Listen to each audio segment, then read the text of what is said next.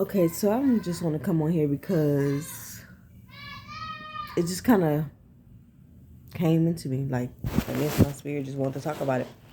But with the whole new age spirituality movement, which is all about, self improvement and being spiritual, quote unquote, whatever it is, there's more of an aesthetic to spirituality than the knowing of spirituality nowadays.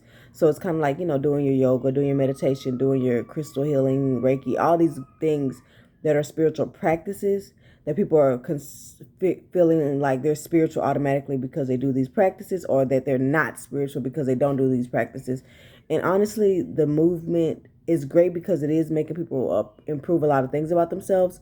But for a lot of people, it's becoming overwhelming and obsessive and over analyzing, and it's making them internalize so many feelings of, self judgment, guilt, shame, just it's like becoming like what they say religion is like it's putting people in a box, is making people is divide and conquering, making people feel this energy of classism, like, if you're not doing these, then you're less than, or you're not a woke person, or you're not a conscious person, or you're not a spiritual person, or it's just like you're ignorant, or you're just less than, in a sense, like you're inferior, like there's this spiritual hierarchy.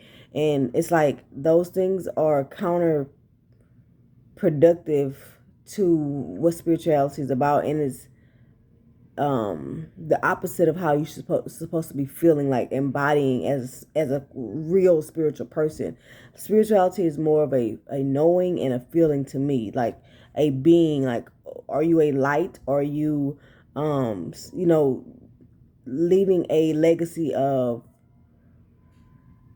progression, or a legacy of depletion? Like, you know what I mean? Like, what are you leaving to your name? Like, what are you a good person? Are you a decent person? Do you know that you're an infinite spirit and soul? And, kind of more of those things versus like, do you do yoga every day? Like, that's not a necessity to be a spiritual person. Those are, and I feel like spirituality should be accepting of different beliefs and different practices and different ways of being, and a lot of times we have this egocentric idea of what spirituality is, and we start judging other people based on the fact that they don't do this, or they have not felt like the need to do these things, and stuff like that. And it's really dehumanizing, and for the Black community, because a lot of us are awakening at this point to a lot of things, is very hard to go through that process when spirituality is also becoming a place that you cannot run to. It used to be a place where you can find refuge, but it's like now the spiritual community, because, as a Black community, from my own experience, we have been conditioned to beat each other down. And that's part of the programming and conditioning of that massa mentality that, makes us disempower each other, makes us judge each other. Oh, look at them, they doing the most. Or, man, them the boys, we get them lame. Oh, here come another one of them old, whatever you want to say, Malcolm X, Farrakhan wanting to be, how they try to rank and talk about you and make you feel shame for being a certain way, or, wanting to try different things, or wanting to be more Afrocentric. And it's like, as African American, we're already marginalized enough. We already don't feel like we belong in America. We don't feel like we belong to what we feel like is more ancestral to us. Is like we don't know where we belong. So it's like what we have adapted that is ours, and it just needs to be more accepted, because the true spirituality is that we are spiritual people. We are doing things that are naturally and intuitively lifting our spirits, but it's like so much is being said to judge and like make us internalize these feelings of who we are is a dysfunction or broken, that's what really impacts us. And it's like, if the whole idea is to uplift and empower a group of people, how can you do that when you're just sending us back into re-traumatization and more psychological and emotional traumas, based on the way that a lot of the teachers out there are preaching things? You know what I'm saying? It's like you're not taking into consideration, and there's not a lot of compassion that I feel from a lot of people that I've watched and stuff like that. So um without compassion, there's no true understanding of a person, of a people. And without a true understanding, then you can't even decipher whether you're being judgmental or whether you're actually seeing it from a perspective that really is truly unhealthy. Because sometimes things that we feel like are unhealthy or dysfunctional are really perfectly fine. We're just judging it from an ego mind state or from a social conditioning type of perspective. And I just want to say to you, learn to love who you are and accept who you are, and don't let people do things to bring your spirit down. You have the choice to choose to consume a reality that uplifts and empowers you as a person and however you identify or whatever.